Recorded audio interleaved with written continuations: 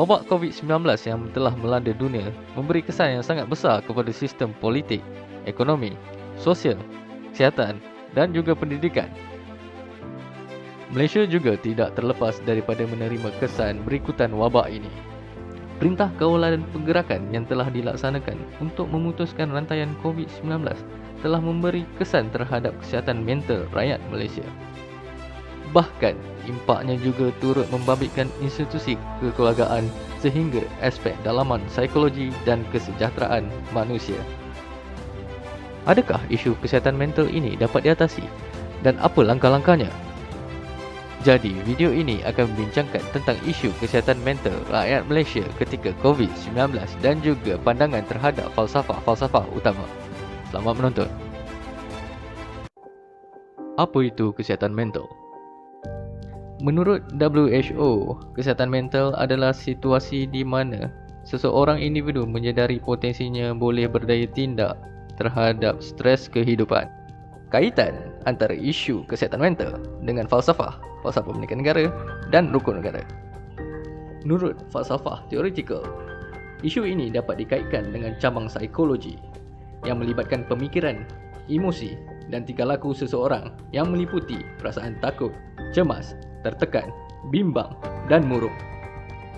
Falsafah pendidikan negara. Falsafah pendidikan negara menitik beratkan dalam keseimbangan rohani, intelek, jasmani dan emosi. Jadi, FPN atau falsafah pendidikan negara tidak dapat dicapai sepenuhnya jika semua aspek tidak stabil terhadap individu. Jadi, isu kesihatan mental ini perlu diambil berat untuk memastikan falsafah pendidikan negara dapat dicapai. Rukun negara. Prinsip kepercayaan kepada Tuhan adalah keteguhan kepada setiap individu untuk patuh dengan suruhan Tuhan. Kesopanan dan kesusilaan pula adalah prinsip penting dalam hidup perpaduan di Malaysia. Oleh itu, kepercayaan kepada Tuhan boleh mengawal diri untuk bertindak tidak waras sejajar dengan suruhan Tuhan. Sokongan moral dan kesopanan yang ditunjukkan oleh masyarakat dapat membantu mereka yang mengalami isu kesihatan mental. Pandangan terhadap aliran pemikiran utama. Falsafah pendidikan. Cabaran dan tekanan dalam pendidikan masih lagi minima dan terhad. Ini kerana pembelajaran secara atas talian atau PDPR sedikit sebanyak telah memberi kesan terhadap pemikiran pelajar. Falsafah ekonomi. Tekanan kewangan, kerjaya, tanggungjawab, pelanggaran norma dan bebanan adalah aspek yang menjejaskan ekonomi di Malaysia ketika COVID-19. Falsafah nilai agama. Melakukan terapi psikospiritual, amalan filantropi dan redha menghadapi dugaan ketika wabak COVID-19 ini adalah penting bagi mereka untuk mengatasi masalah kesihatan mental.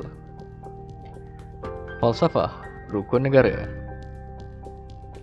Penularan berita palsu dan stigma negatif terhadap masyarakat telah melihatkan kurang terasuhnya dengan budaya dan adab sopan yang menitik beratkan nilai murni dalam setiap percakapan dan perbuatan.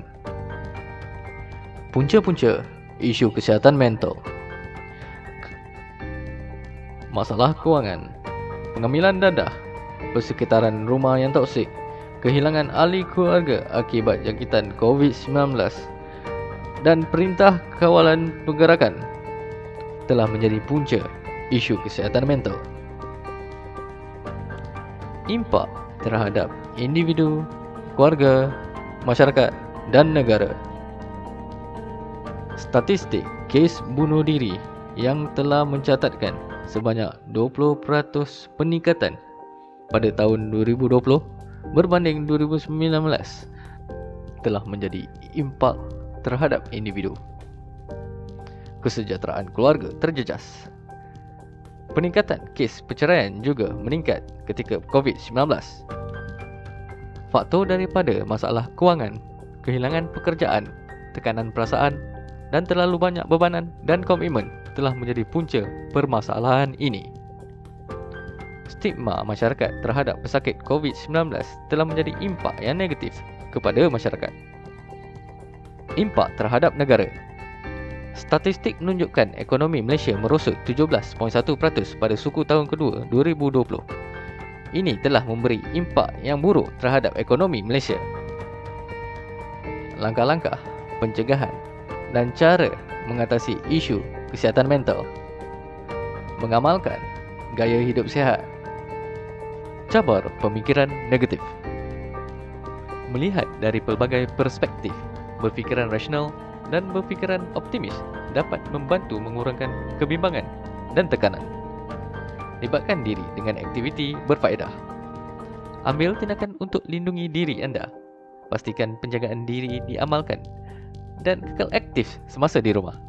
Aktiviti fizikal dan senaman di rumah juga amatlah penting untuk menjamin kesihatan mental yang optimum. Hilangkan tekanan dan lakukan aktiviti regangan fizikal. Latihan pernafasan dan meditasi mampu mengurangkan kebimbangan dan meningkatkan kesejahteraan umum. Komunikasi dua hala. Perkhidmatan sokongan seperti BeFriends, MHPSS, KSK Care Jakim, Jalan Kasih, e-counseling dan seumpamanya adalah perkhidmatan dua hala mengatasi isu kesihatan mental. Kementerian Komunikasi dan Multimedia perlu memainkan peranan penting dengan menyebarkan mesej-mesej positif sekerap yang boleh kepada rakyat. Maklumat-maklumat penting itu membolehkan rakyat yang berhadapan dengan sebarang masalah dapat dibantu, terutamanya mereka yang terkesan akibat pandemik COVID-19. Bantuan kerajaan kepada rakyat yang terjejas. Kerangka holistik bantuan prihatin nasional seperti pakej rangsangan ekonomi, allowance khas petugas barisan hadapan, penangguhan bayaran pinjaman, moratorium, pembayaran pinjaman dan lain-lain. Sinergi kerjasama kerajaan swasta dan NGO. Bekerjasama dengan pihak swasta dalam menyediakan pakej diskaun dan potongan harga bagi perkhidmatan penting seperti bekalan elektrik, air dan keperluan lain yang dirasakan penting. Terapi jiwa dengan aktiviti keagamaan. Melakukan aktiviti keagamaan mengikut kepercayaan masing-masing bagi cara mengatasi isu kesihatan mental.